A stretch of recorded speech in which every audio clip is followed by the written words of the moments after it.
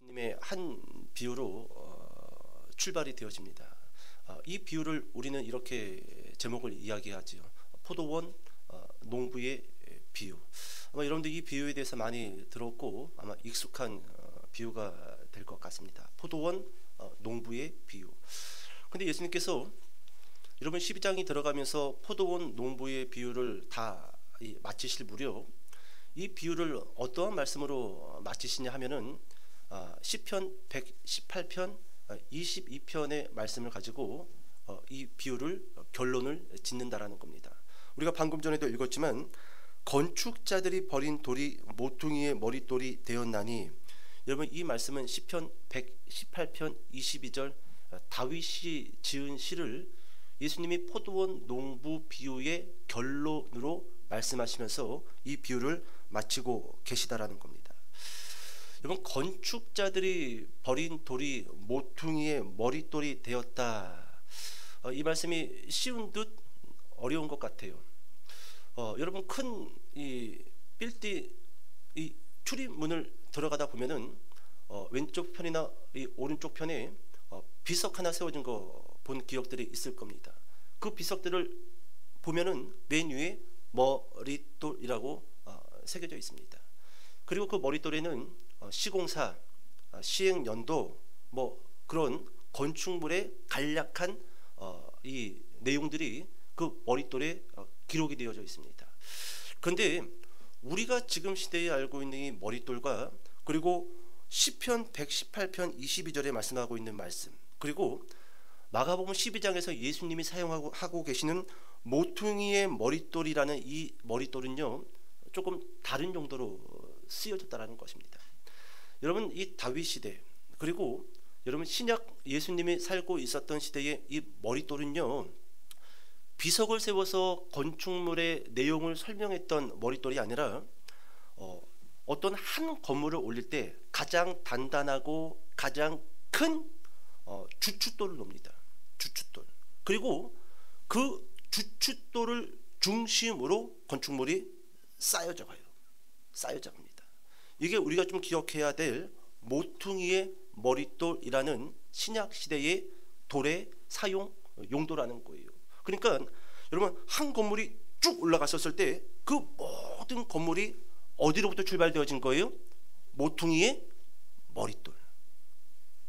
모퉁이의 머릿돌로부터 모든 건축물이 차곡차곡 벽돌들이 쌓여져 가서 성을 만들고 집을 만들고 그리고 성벽을 만들었다라는 것입니다. 자, 여기까지 여러분들 좀 모퉁이의 머릿돌에 대한 기본 좀 상식을 좀 기억해 두시면 좋을 것 같고요. 여러분 혹시 아주 귀한 물건인데 그 물건이 귀한 것이라는 것을 잘 몰라서 사소한 것으로 취급하고 그냥 쓰잘데기 없는 것으로 취급했던 그런 기억들이 있으십니까? 여러분 예전에 뭐 우리 이 자녀 세대들은 잘 모르겠지만 옛날 그 TV 이 프로그램 중에 진품 명품이라는 프로그램이 있었습니다. 기억나시죠?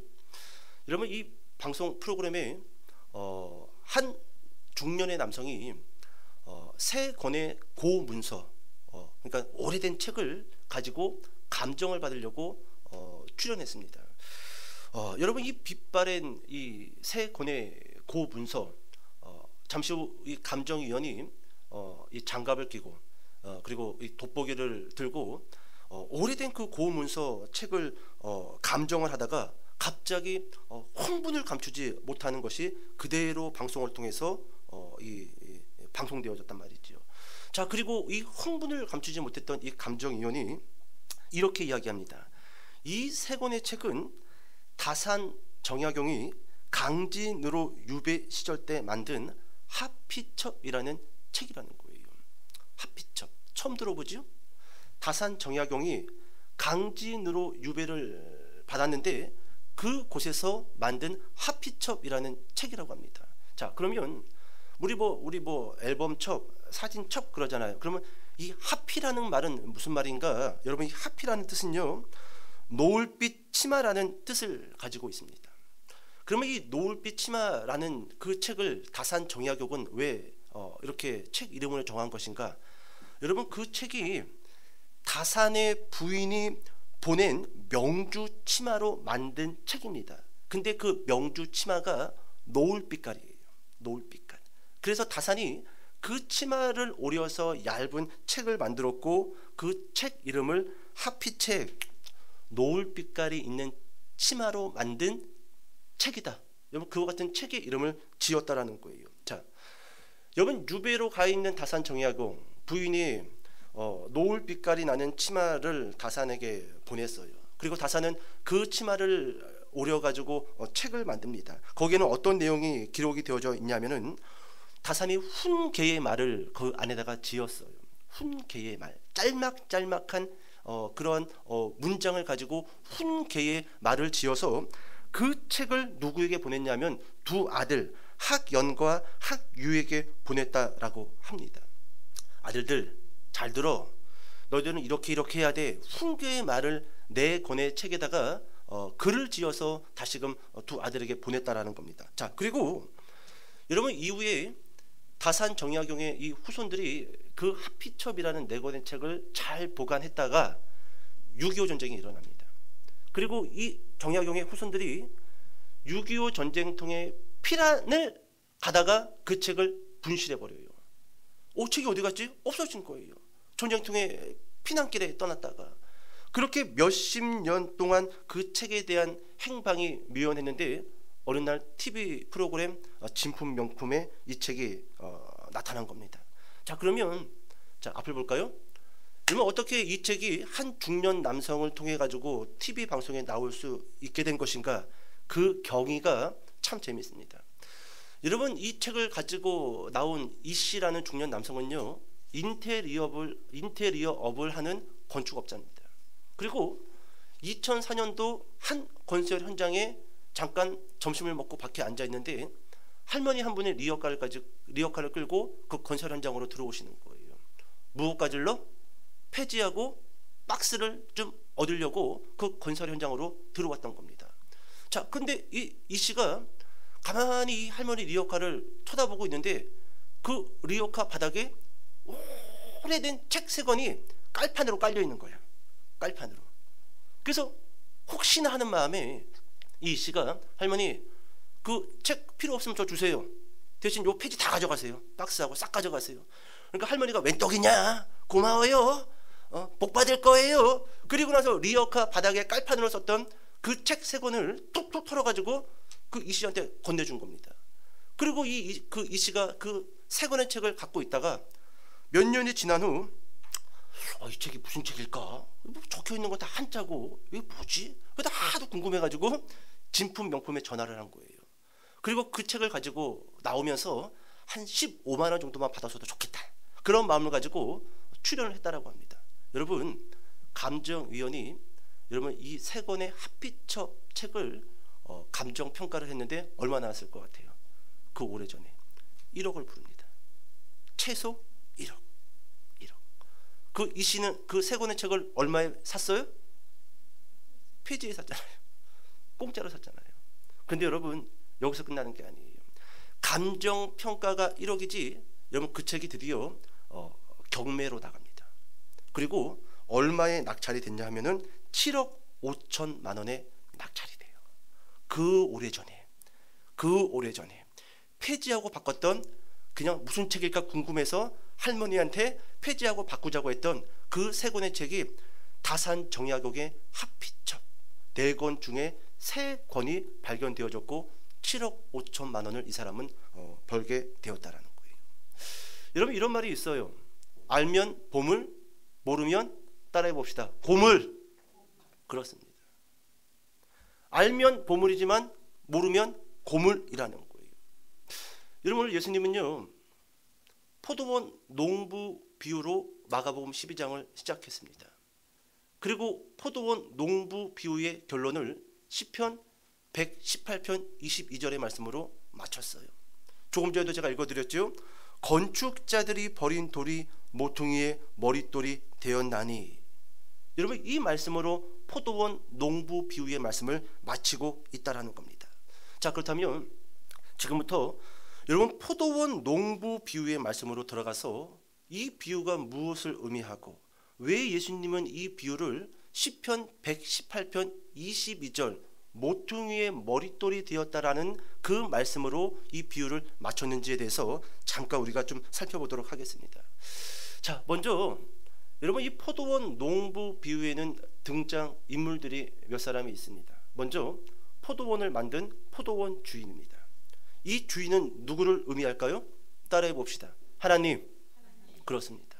그리고 두 번째로 등장하는 인물이 포도원 주인의 아들입니다. 이 아들은 누굴 뜻할까요? 따라해 봅시다. 예수님. 그렇습니다. 그리고 세 번째로 등장하는 인물이 포도원 주인이 포도원의 소출을 받으라고 보낸 종들이 등장을 합니다. 이 종들은 누굴 뜻하냐면 따라해 볼까요? 선지자. 그렇습니다. 마지막 등장인물, 여러분, 포도원에서 일하는 농부들이 있습니다. 이 농부는 누구를 뜻하냐 하면은 유대인들, 특별히 종교인들, 더 특별히 종교 지도자들을 뜻하고 있다라는 것이지요. 자, 오늘 본문으로 돌아와서 1절과 2절의 말씀을 같이 한번 읽어보도록 하겠습니다. 1절과 2절. 자, 시작. 예수께서 비유로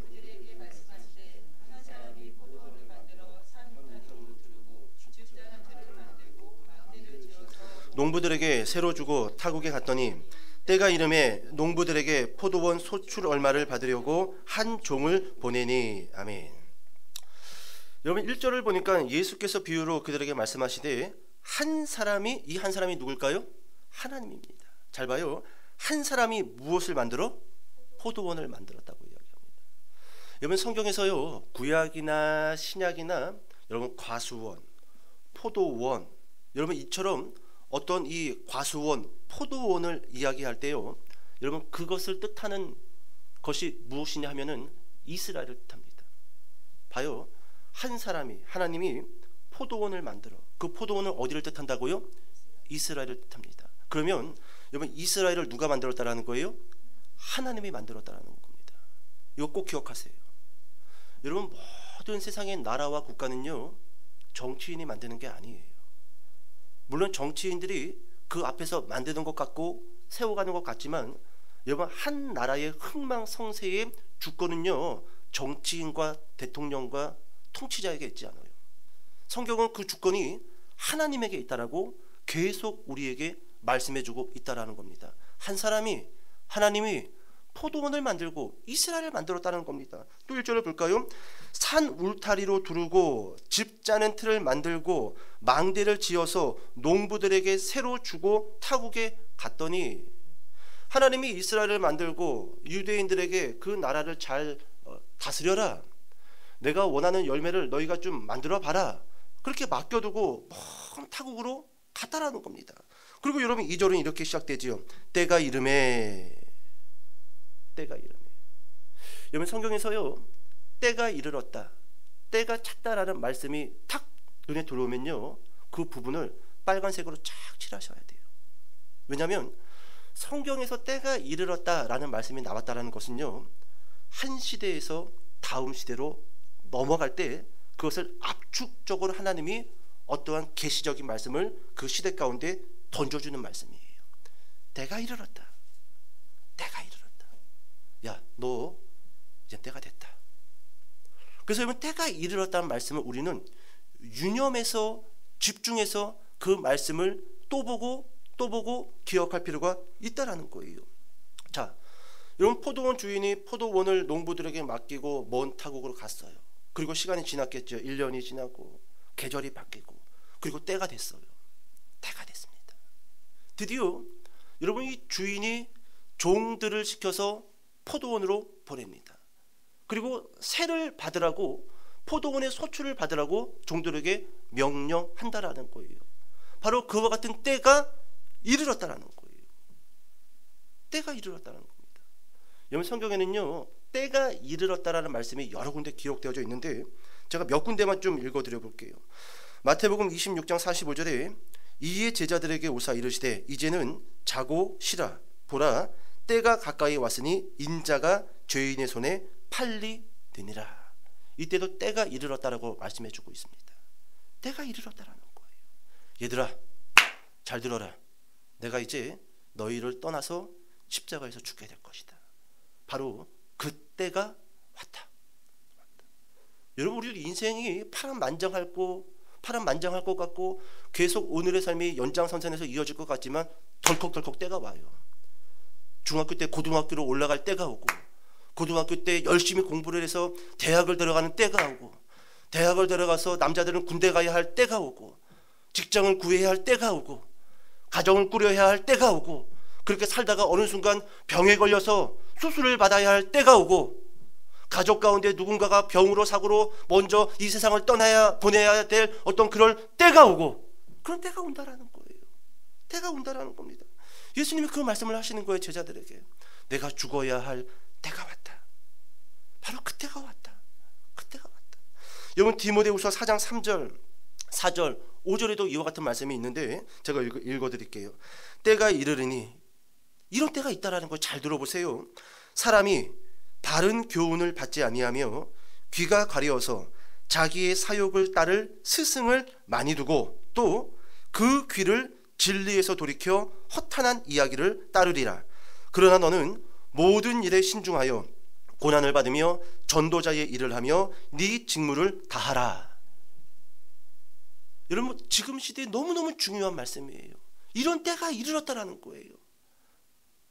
사람들이 교회에 있었고 말씀을 들었고 말씀을 배웠는데 어느 순간 바른 말씀의 교훈을 받지 아니하고 귀가 가리어져서 자신의 욕심대로, 자신의 정욕대로, 자신의 생각대로 스승을 많이 두는 때가 있다라는 거예요. 말씀을 떠나서. 이 사람들이 말씀을 안 들었던 사람들이 아닙니다. 말씀을 배웠던 사람들이에요. 한때는 하나님만이 내 인생의 주인이고 스승이다라고 고백했던 사람들입니다. 근데 어느 순간 욕심이 생기고 이상한 세상의 지식들과 말씀이 막 뒤섞이면서 세상의 스승들을 많이 두는 때가 있다라는 겁니다. 그러면서 그 사람들이 뭐라고 이야기합니까? 진리에서 돌이켜, 말씀에서 돌이켜 허탄한 세상의 이야기를 따르기를 시작한다라는 겁니다. 허탄한 세상의 사람들을 따르는 때가 있다라는 거예요. 그러면서 마지막으로 이렇게 권면하지요. 그러나 너는 모든 일에 신중하여. 이 말씀이 중요해요. 아무리 세상이 혼란스럽고 아무리 세상에 어떤 지식과 말씀들이 막 뒤섞여가지고 너를 혼란케 만들어도 너는 이것만 생각해라. 네가 해야 되는 일은 고난을 받으며 전도자의 일을 하며 네 직무를 다하는 것이다.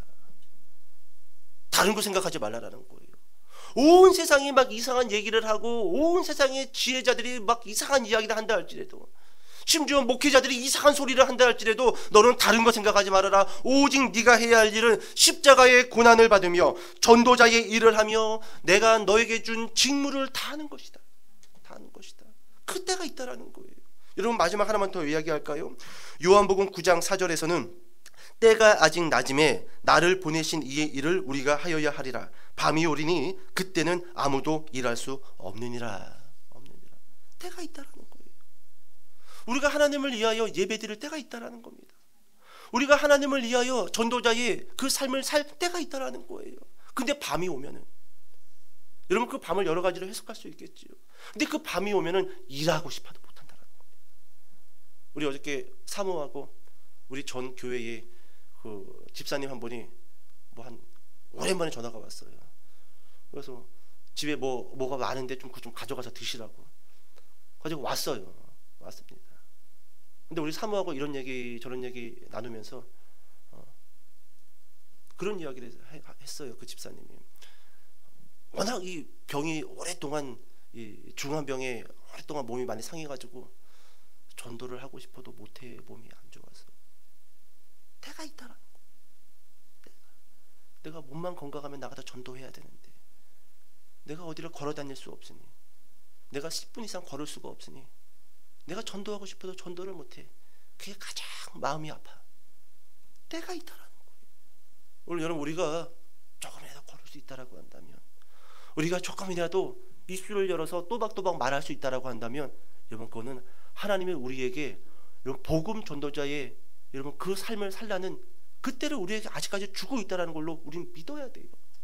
그때가 다 지나서 걸을 수 없고 말할 수 없고 그와 같은 때가 온다라는 것이지요.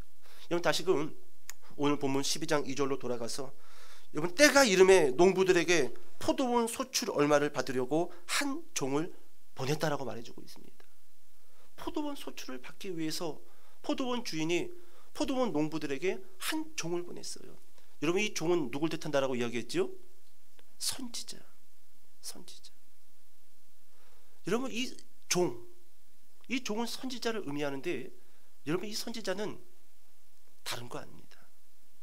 주인이, 하나님이 말씀한 그대로 가서 전하는 임무를 완수하는 자, 이 사람이 종이고 이 사람이 선지자예요. 여러분, 주인은요 종들과 함께 먼 타국으로 갔어요. 그리고 그 타국에서 다시금 포도원으로 걸어와야 됩니다. 며칠이 걸렸을까요? 일주일? 정말로 먼 외국으로 갔다라고 한다면 몇 달에 걸려서 그 포도원까지 걸어왔을 수도 있을 것입니다. 여러분, 먼 타국에서 포도원까지 걸어오면서 얼마나 많은 사람들을 만났을까요? 때로는 발바닥에 물집이 잡혔을 수도 있을 것입니다. 때로는 질병에 걸렸을 수도 있을 거예요. 때로는 급하게 연락이 왔는데 가족 중에 누가 죽었다, 가족 중에 누가 아프다, 빨리 집으로 와라. 많은 환경이 있었을 것이고, 많은 상황이 있었을 것이고, 많은 유혹이 있었을 것이고, 많은 사람들의 만남이 있었을 것입니다. 근데 여러분, 종은 어떻게 하는 사람이다? 주인이 주신 그 말씀을 가지고 명령한 곳에 가서 그 말씀을 이야기하면 돼요. 거기에 누구의 말을 덧붙일 것도 없고 주인이 주신 말씀을 뺄 것도 없어요. 바로 여러분, 이 종, 선지자들, 구약의 선지자들, 신약의 선지자들, 그들은 수많은 환경과 상황과 유혹과 그리고 가족들의 그 어려움 속에서도 하나님의 주신 사명이 있기에, 하나님의 주신 말씀이 있기에 그거 하나만 바라보고 뚜벅뚜벅 걸어갔어요. 뚜벅뚜벅. 여러분이 마가복음 시작하고 예수님이 회당에 들어가서 귀신 들린 자를 쫓아내고, 그리고 회당에 나와서 곧장 어디로 갔죠? 베드로 장모의 집으로 갔잖아요. 그 문을 열고 들어갔더니 장모님이 밥하고 있어요, 누워 계셔요? 그렇죠? 베드로가 이야기한 게 아니에요. 예수님은 아셨던 겁니다. 여러분, 베드로가 그물을 버려두고 예수님 뒤를 졸졸졸 따라갔을 때 베드로의 아내는 얼마나 열불이 났을까요? 저 인간이 고기를 잡아서 그거를 가지고 와야지 우리 가족이 한 달을 먹고 사는데, 저 인간이 예수님 따라다닌다고 그물을 버려버렸어. 그래서 여러분, 신학자들은 그렇게 이야기하잖아요. 베드로 장모가 저 베드로 때문에 우라통이 터져가지고, 성경에서는 열병, 물론 그것이 질병으로 인한 열병일 수도 있지만 우라병일 수도 있다. 우라병. 어이구, 얼마나 장모가 베드로를 많이 찾아가서 이야기했을까요? 돌아와.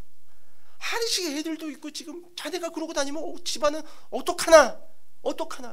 베드로는 얼마나 많은 갈등에 있었을까요? 근데 종이었던 거예요.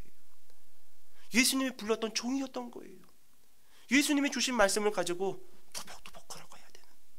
여러분, 주변에 베드로를 알고 있던 사람들이 얼마나 베드로를 욕을 많이 했을까요? 저런 것도 인간이라고.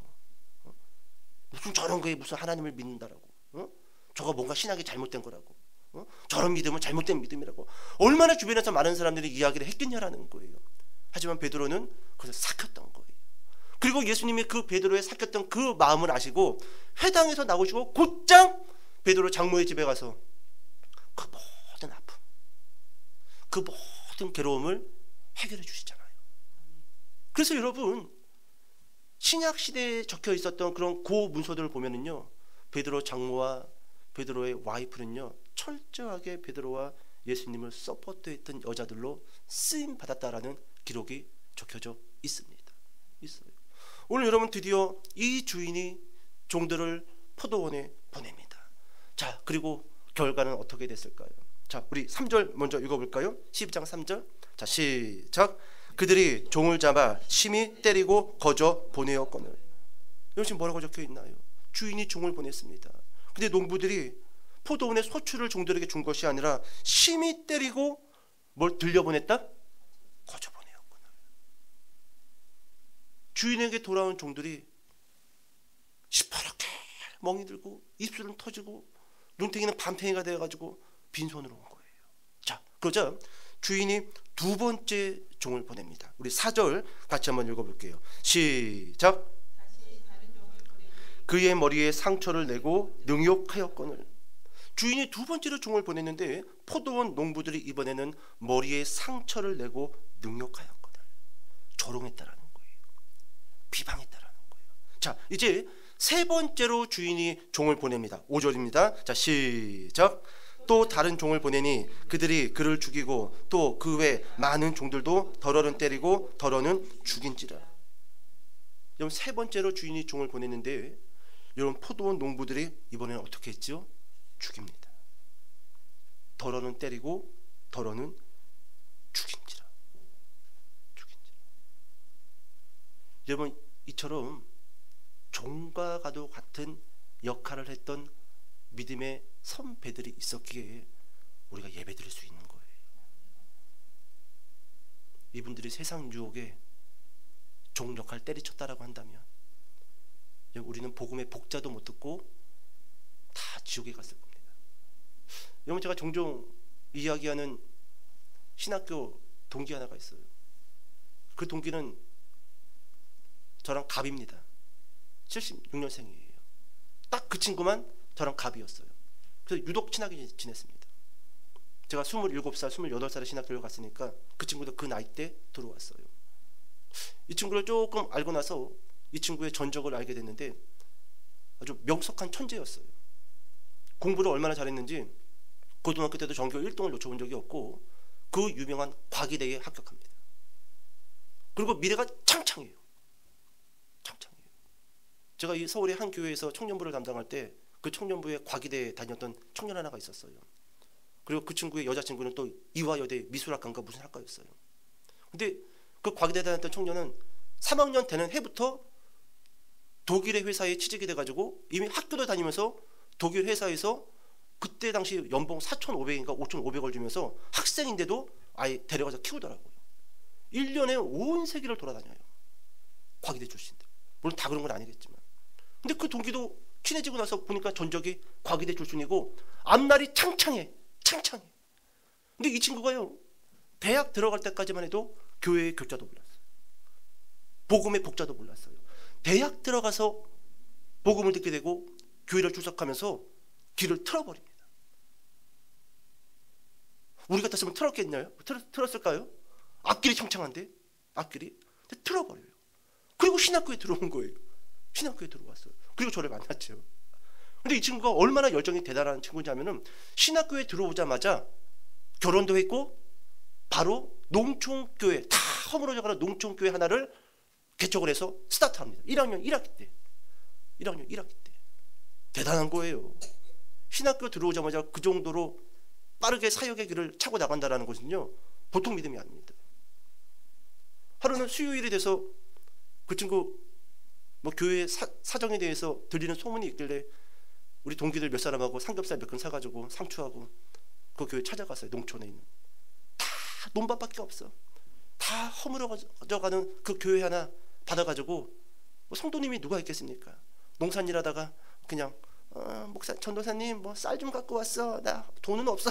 그냥 다 뭐 무 하나 놔두고 가고 뭐 깻잎 몇 장 놔두고 가고 뭐 그래요. 봤더니 그 전도사님 와이프는 이제 막 애를 낳는데 분유값이 없어가지고 보리차를 끓여가지고 그 분유통에 넣어가지고 애를 입에다가 탁 물려놨더라고요. 분유를 못 먹고 사모님도 먹은 게 없으니까 젖이 안 나오니까 젖도 못 물리고 보리차를 배가 애가 항상하게 말랐어. 어디 아프리카에 무슨 뭐 기아대책 그런 데서나 볼 수 있는 아이가 거기에 있는 거예요. 너무너무 안타까운 거. 너무너무 안타까운 거.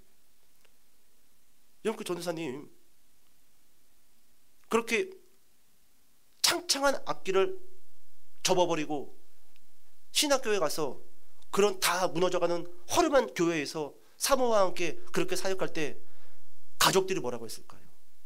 미쳐도 단단히 미쳤어. 당장 안 돌아와! 연을 끊어버렸대요. 10원 하나 안 도와준대요. 연을 끊어버렸대요. 여러분, 보리차를 물고 있는 그 아이를 바라보고 있을 그 아빠의 심정, 이거 아닌가? 내가 잘못 생각했나? 다시 학교에 가서 취업도 하고 나도 그런 벤츠도 끌고 해외에도 들락날락거리고 멋지게 살 수 있는데 이건 아닌가? 얼마나 많이 생각을 했겠냐라는 거예요. 얼마나 많이. 얼마나 많은 유혹이 있고 갈등이 있었겠냐라는 거예요. 그런데도 딱 닫고 하나님이 주신 그 복음의 사명을 가지고 묵묵히 그 길을 걸어가는 거예요. 그래서 그날 수요 예배 아무도 안 와. 우리끼리 찬송 부르고 우리끼리 예배하고 그리고 삼겹살 원 없이 구워 먹고 마당에서 그리고 돌아왔습니다. 오늘 여러분, 하나님은 계속 이 세대 가운데, 국가 가운데, 민족 가운데 하나님의 종들을 부르시고 보내셔요. 근데 여러분, 그 포도원의 농부 같은 사람들이 하나님이 보내신 그 종들을 어떻게 하지요? 조롱합니다. 등신. 뭐하러 저러고 살아? 심지어 어떤 사람들은 침 뱉고 욕을 합니다. 그리고 죽이기도 해요. 여러분, 지난주인가요? 2월 21일 날 여러분 아마 소식을 들어서 알 겁니다. 마다가스카르, 아프리카 동쪽에 있는 섬나라입니다. 자그마한 그 마다가스카르에서 두 분의 우리나라 목사님과 선교사님들이 무참하게 엽총과 칼로서 피살당했어요. 이 두 분은요, 오랫동안 그 아프리카 마다가스카르에서 의료업과 농업 선교를 해왔던 분들입니다. 스스로 의료 기술을 배우고 의료인들을 불러서 그 사람들을 치료해주고 또 농업을 통해 가지고 그 아프리카의 헐벗은 사람들, 기근에 걸린 아이들을 먹였던 이분들이 바보입니까? 이분들이 지식이 없는 사람들입니까? 의료업과 농업을 그 땅에서 했다라는 것은요, 상당한 지식인들이라는 거예요. 누구보다도 엘리트 계층에서 우리 대한민국에 있었다라고 한다면 1%의 삶을 살 수 있었던 사람들이란 말이에요. 근데 그 현장에서 오랫동안 복음을 전했지만 그 현장의 사람들이 그 두 분을 죽여버렸어요. 그리고 그분들 교회를 세우기 위해서 모아둔 90만 원의 돈을 그 흑인들이 뺏어서 도망갔다라고 합니다. 이 얼마나 비참합니까? 지금도 계속 하나님은 종들을 부르시고 너 다른 거 신경 쓰지 마. 세상에서 희한한 소리가 다 들려도 너는 복음만, 하나님의 나라만 바라보고 걸어가. 이거 놓치면 안 돼요. 세상이 얼마나 뒤숭숭합니까? 하나님 나라를 세우기 위해서 불렀는데 우리는 지금 다 엉뚱한 소리를 하고 있어요. 아니에요. 더 칩니다. 올무에 걸려 넘어지는 거예요. 자, 이제 여러분, 세 번째로 주인은 종을 보냈는데 농부들은 그 종들을 죽여버렸어요. 이제 마지막 남은 한 사람을 주인은 보냅니다. 그 사람이 누굴까요? 아들입니다. 아들을 그 포도원 농부들에게 보내요. 그러면서 주인은 기대했습니다. 내 아들을 보내면은 그들이 그래도 아들 말은 듣겠지. 아들을 존대해 주겠지. 근데 그 주인의 예상은 완전히 빗나가요. 자, 6절, 7절, 8절 말씀 같이 한번 읽어보도록 하겠습니다. 자, 시작.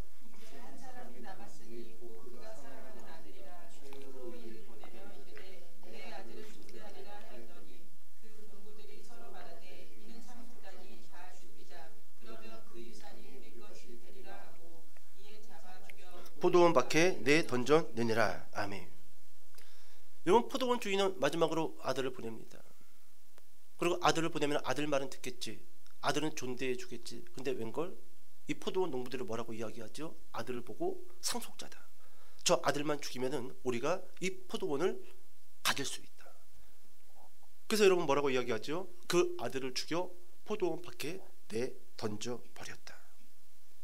여러분, 이것이 포도원 농부 비유의 스토리입니다. 그리고 이 스토리를 예수님이 이야기해주고 맨 마지막으로 결론으로 시편 118편 22절의 말씀으로 마쳤던 거예요. 건축자들이 버린 돌이 모퉁이의 머릿돌이 되었나니. 건축자들은 누굴까요? 포도원의 농부들이에요. 이 버려진 돌은 누굴까요? 예수 그리스도입니다. 무참하게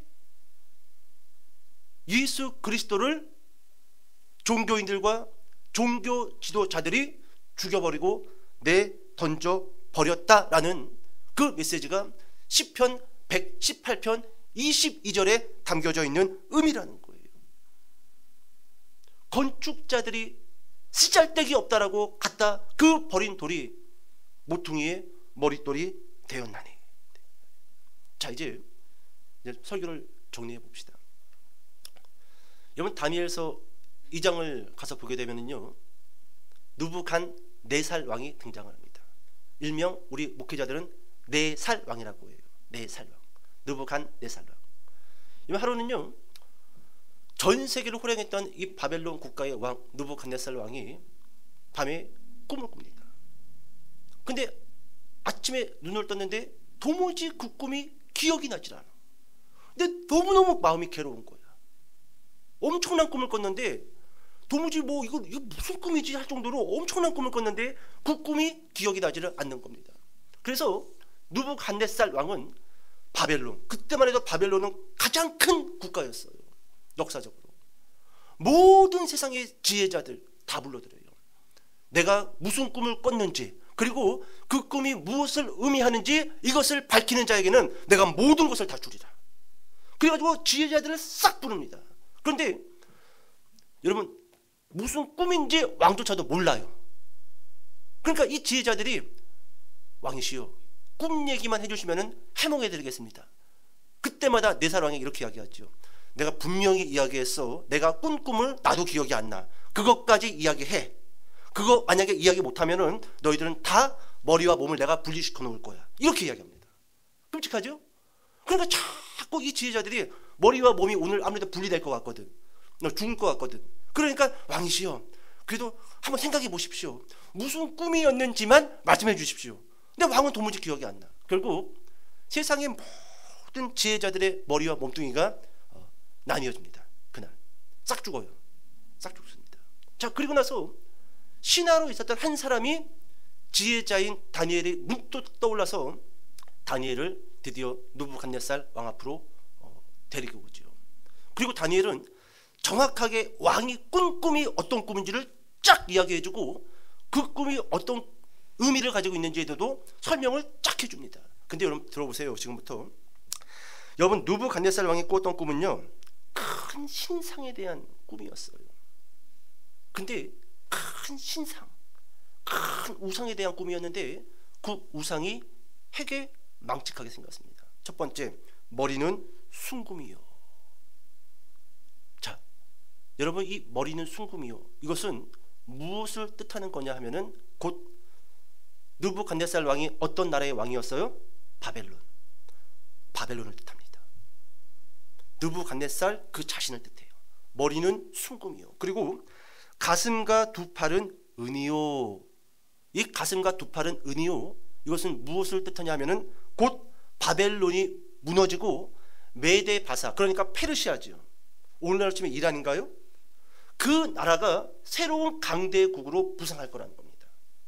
가슴과 팔은 은이요. 그리고 그 다음, 배와 넓적다리는 노시요. 배와 넓적다리는 노시요, 이것은 어떤 국가를 뜻하냐 하면은 메데 바사가 멸망을 하고 헬라 그리스가 강대국으로 등장하게 될 거라는 거예요. 미래에 있을 국가의 역사를 쭉 바벨론이 아니라 다니엘이 이야기해주고 있습니다. 그리고 그 다음에 종아리는 새로 되었다라고 합니다. 그리고 발은 새와 진흙으로 되어져 있다라고 다니엘이 꿈을 이야기해줘요. 종아리와 발, 어떤 국가를 의미하냐 하면은 어딜까요? 로마. 바벨론 시대 때 벌써 그 다음 메데바사, 헬라, 로마까지 쭉 미래의 국가 역사를 다니엘이 설명해 줍니다. 근데 이것이 무엇을 의미하는지에 대해서 이제 다니엘이 설명을 하는데, 잠시 후 그런 회개망측한 신상이 서 있는데 어디선가 사람이 손대지 않은 돌이 그 우상을 향하여 날아옵니다. 사람이 만든 돌이 아니에요. 사람이 던진 돌도 아닙니다. 어디선가 사람과 상관없는 그 돌이 날아와서 그 모든 우상을 부셔버립니다. 여러분, 이 어디선가 날아온 우상을 부순 돌, 그리고 그 돌은 꿈 말미에 태산을 이루어 온 세상에 가득 채워집니다. 이게 느부갓네살 왕이 꾸었던 꿈이에요. 여러분 이 꿈이 무엇을 의미하죠? 무엇을 의미하죠? 여러분 여기서 사람이 손대지 않은 돌은 예수님을 뜻합니다. 그 예수 그리스도를 통해서 세상의 모든 국가는 부서지게 될 거라는 거예요. 그리고 그 돌이 태산에 가득했다라는 것은 예수 그리스도의 복음이 곧 하나님의 나라가 온 세상에 하나의 국가로 세워지게 될 거라는 거예요. 놀랍지요? 여러분 그 옛날 다니엘 시대 때 벌써 하나님께서는 예수 그리스도를 돌로서 표현을 했단 말이에요. 그리고 다윗도 시편 118편 22절에 모퉁이의 머릿돌로 표현을 하고 있고, 오늘 그 돌이신 그 예수 그리스도께서 마가복음 12장에서 바로 그 돌이 나다. 내가 바로 다니엘에서 등장했던 바로 그 돌이다. 내가 바로 다윗이 말했던 그 모퉁이의 머릿돌이다라고 말해주고 있다라는 거예요. 여러분 이사야 28장 16절에 가서 보게 되면은 제가 잠깐 읽어드릴게요. 그러므로 주 여호와께서 이같이 이르시되 보라 내가 한 돌을 시온에 두어 기초를 삼았노니 곧 시험한 돌이요 귀하고 견고한 기초돌이라 그것을 믿는 이는 다급하게 되지 아니하리로다. 여러분 이사야 선지자도 이 돌에 대해서 이야기를 합니다. 그런데 이 돌을 시온에 두어 기초돌로 삼았던 분이 누구냐? 나라는 거예요. 주 여호와께서 이같이 이르시되 보라 내가 한 돌을 세웠다라는 거예요. 너희들은 그 돌을 버렸다. 너희들은 그 돌을 죽였다. 근데 내가 그 돌을 주춧돌로 머릿돌로 모퉁이돌로 세울 거다. 누가? 하나님이 그렇게 할 거라는 겁니다. 하나님. 그래서 여러분 이사야 28장 16절 방금 읽어드렸던 이 말씀 후반부를 보면요, 그것을 믿는 이는 다급하게 되지 아니하리로다. 다급하게 되지 않는다는 말이 이런 말이에요. 놀라지 않을 것이다. 망하지 않을 것이다. 예수 그리스도라는 그 주춧돌, 예수 그리스도는 그 반석 위에 자신의 집을 지은 사람은 놀랄 일이 없어. 뭘 놀래? 세상은 돈이 없다고 놀라고, 세상은 암에 걸렸다고 놀라고, 병에 걸렸다고 놀랍니다. 물론 여러분 우리도 놀랄 수 있죠. 근데 우리는 금방 제자리를 찾습니다. 놀랄 것도 아니야, 겁낼 것도 아니야, 두려울 것도 아니야. 왜요? 우리는 망해요 안 망해요? 안 망합니다. 주춧돌이 누구니까? 예수 그리스도니까. 예수 그리스도는 반석 위에 집을 지은 사람이 왜 놀랄 일이 있겠습니까? 왜 망하냐라는 거예요. 이사야 선지자가 28장에서 그 돌에 대한 이야기를 우리에게 들려주고 있다라는 거예요. 이제 설교를 정리합시다. 우리 마지막으로 말씀 하나만 찾아볼까요? 베드로전서 2장으로 좀 넘어가 보세요. 베드로전서 2장.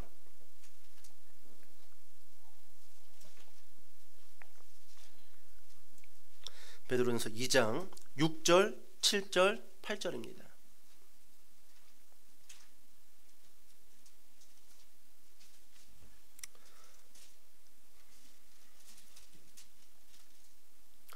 자, 같이 한번 읽어봅시다. 2장 6절, 7절, 8절. 자, 시작. 성경에 기록되었으되 보라 내가 택한 보배로운 모퉁이 돌을 시온에 두노니 그를 믿는 자는 부끄러움을 당하지 아니하리라 하였으니 그러므로 믿는 너희에게는 보배이나 믿지 아니하는 자에게는 건축자들이 버린 그 돌이 모퉁이의 머릿돌이 되고 또한 부딪히는 돌과 걸려 넘어지게 하는 바위가 되었다 하였느니라. 그들이 말씀을 순종하지 아니하므로 넘어지나니 이는 그들을 이렇게 정하신 것이라. 아멘. 여러분 예수님이 죽으시고 부활하시고 하늘로 올라가시고 베드로는 훗날 예수님이 말씀하신 그 말씀을 쫓아 순종하여 복음을 전하다가 베드로전서, 베드로후서를 만듭니다. 그리고 베드로 그 자신도 똑같이 예수님이 말씀하셨던 것처럼 그 모퉁이 돌에 대해서 이야기를 하고 있다라는 거예요. 여러분 여기에는 두 가지 돌에 대해서 이야기를 합니다. 첫 번째로는 누군가에게는 예수님이 모퉁이의 머릿돌이 되지만 누군가에게는 부딪히는 돌, 걸려 넘어지게 하는 바위가 될 것이다. 여러분 우리에게 예수님이 걸려 넘어지는 바위가 돼서는 안 돼요. 에이 주일 예배, 에이 주일 때문에 내가 그냥 어디 놀지도 못하고 그냥 이 걸리면 안 돼요. 모퉁이 돌이 돼야 돼요. 모퉁이 돌. 에이 내가 예수를 너무 일찍 믿었어 그냥 좀 늦게 믿었어야 되는데 그냥 놀지도 못하고 남들처럼 그냥 걸려 넘어지는 돌이 되는 거예요. 그러면 안 됩니다. 모퉁이의 머릿돌이 되어야 되는 거예요. 여러분 마가복음은요 16장까지 기록이 되어져 있어요. 그런데 여러분 마가복음 16장 16절은요 마가복음은 이렇게 맞춰집니다. 믿고 세례를 받는 사람은 구원을 얻을 것이요 믿지 않는 사람은 정죄를 받으리라. 믿고 세례를 받는 사람은 구원을 얻을 것이요 믿지 않는 사람은 정죄를 받으리라. 여러분 예수 그리스도가 여러분들에게 귀찮은 것, 걸려 넘어지는 곳으로 다가와서는 안 돼요. 예수를 믿었기 때문에 내가 든든하다, 안전하다, 행복하다. 여러분 이 사람이 믿고 세례를 받고 구원을 얻는 사람이라는 것이죠. 그렇게 모퉁이 돌이 되신 예수 그리스도로 인하여 여러분들의 믿음의 집이 온전히 세워지시기를 주님의 이름으로 축복합니다. 기도하겠습니다.